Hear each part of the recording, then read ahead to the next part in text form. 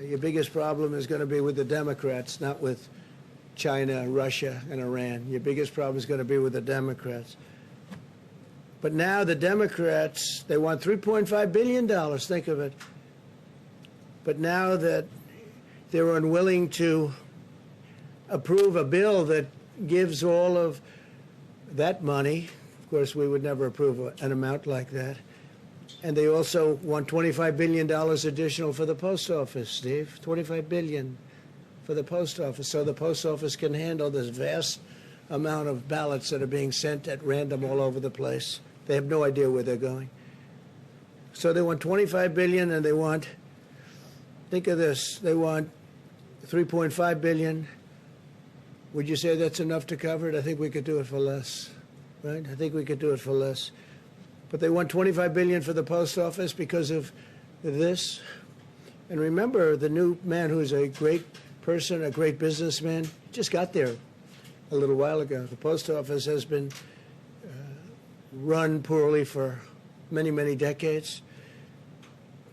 Great people in the post office, incredible people, but they've had very bad leadership for many years, so we'll get it straightened out. But they turned down this bill because they want radical left agenda items that nobody in their right mind would approve.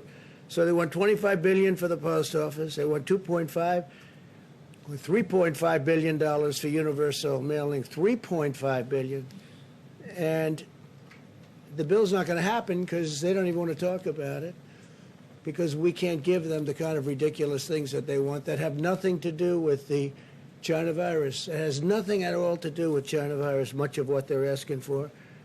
So therefore, they don't have the money to do the universal mail-in voting. So therefore, they can't do it, I guess, right? Are they going to do it even though they don't have the money? They're asking for the $3.5 billion. They're asking for $25 billion for the post office so they can do this, I guess, and other things. At 25, I would hope it would be a lot of other things, too. But therefore, they don't have it. They don't have the money to do the universal mail-in votes. It'll be the greatest rigged election in history. It'll be the greatest fraud ever perpetrated, other than perhaps what they did to my campaign, where they spied on my campaign, President Obama, Biden, and everybody else. And they got caught. Let's see what happens. This will be one of the greatest frauds in history. So they're admitting that they want $3.5 billion, and they're not going to do a deal that's good for the American people. Therefore, they're not going to get the $3.5 billion. Therefore, they can't do the universal mail-in vote. It's very simple. How are they going to do it if they don't have the money to do it? The Democrats are also holding up money for schools and hospitals and small businesses and state and local governments.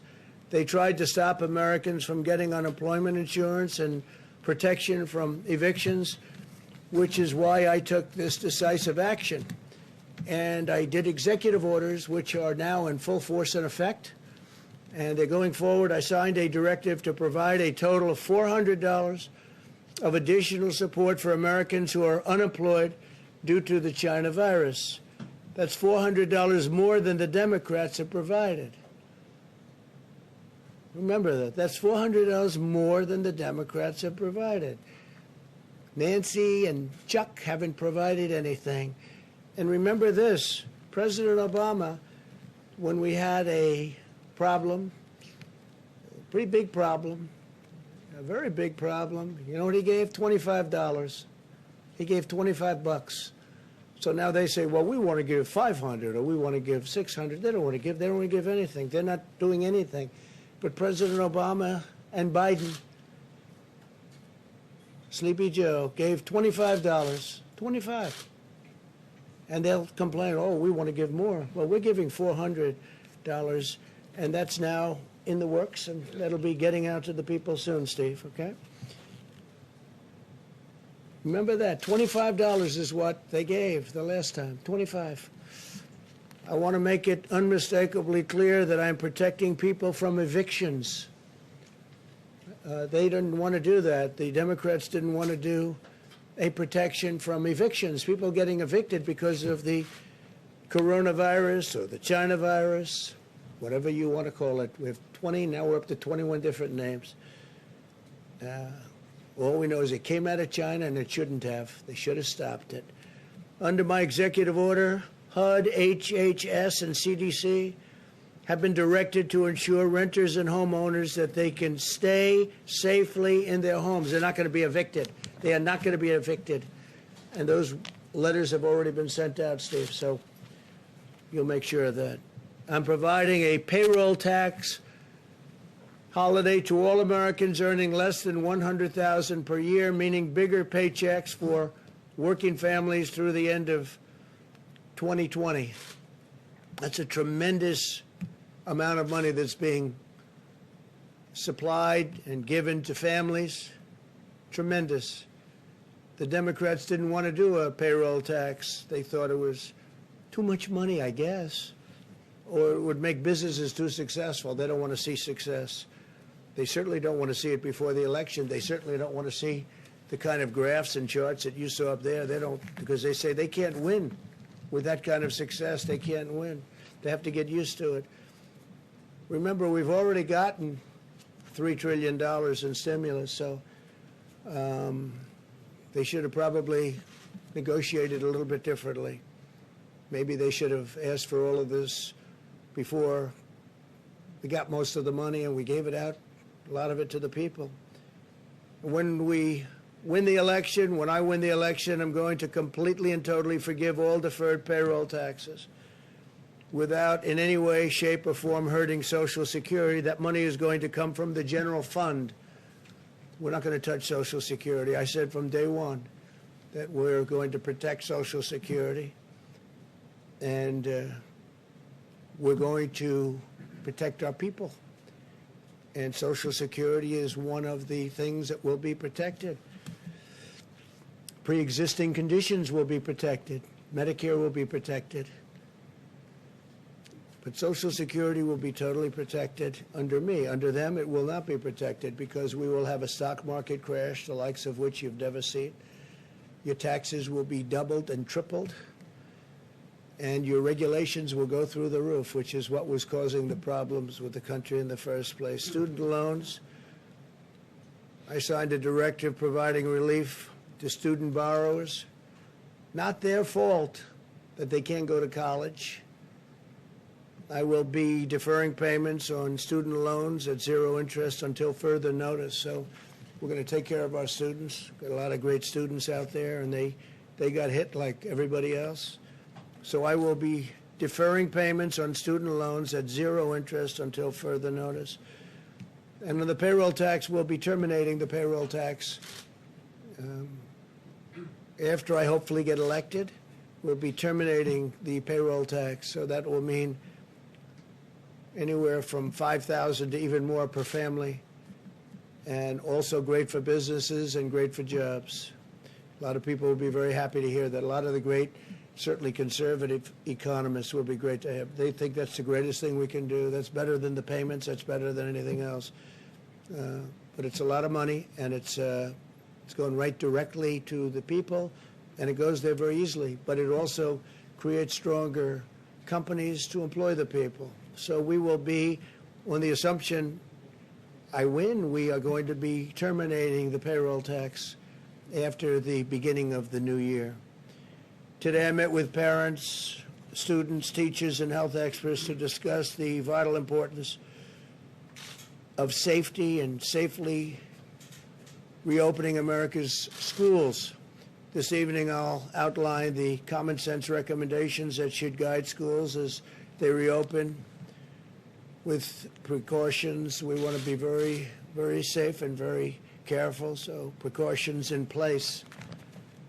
Our strategy to safely reopen schools mirrors our approach nationwide as we race toward the competition and the completion. We're competing with others, but I'm not competing with anyone. We just want to have a vaccine. We're dealing with other countries, and we want them to do well. We're giving them whatever information they need. We're all working toward something that will happen before the end of the year, maybe substantially before, but before the end of the year. And therapeutics will happen likewise even sooner.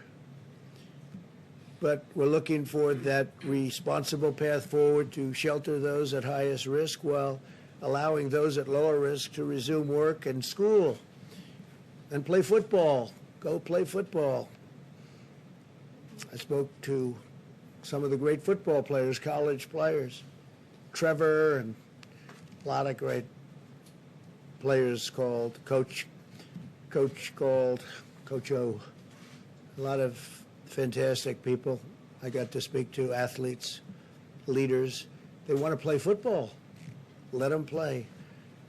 Let them play. And